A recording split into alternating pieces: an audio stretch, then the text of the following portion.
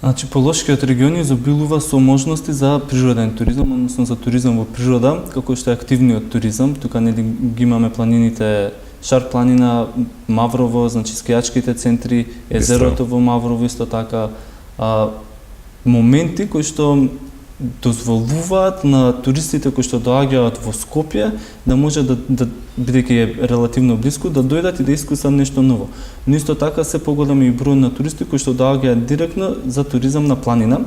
Во изминатите години, значи, се работеше на подобрување на инфраструктурата и пристапот до овие локалитети, значи автопати, реконструкција, изградба на нови пристапни патишта, обележување и нели насочување на туристите. Исто така се работеше на креирање на содржини кои што треба да бидат понудени на самиот турист. Еве конкретно во Маврово, значи се изгради патека околу Мавровското езеро, во соработка со Националниот парк се означа и се маркира дел од планинарските патеки, дел од велосипедски патеки, значи нешто кои што може да му се понуди на туристот и кои што нели не може да ги доживеете на море, односно тоа е нашата конкурентска предност кога зборуваме за туризам. Исто така тука на Попова шапка се работеше на реконструкција на ски лифтовите, значи започнати се активности за подобрување на квалитетот на ски сезоната. Еве оваа година имаше значи доволен капацитет на снег, иако нели плановите се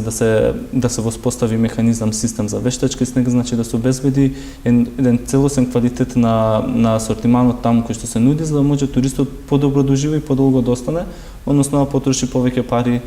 што е најпозитивно за домашната економија. Во поглед на националните проекти кои што исто така имаа влијание на локално ниво, би споменал дека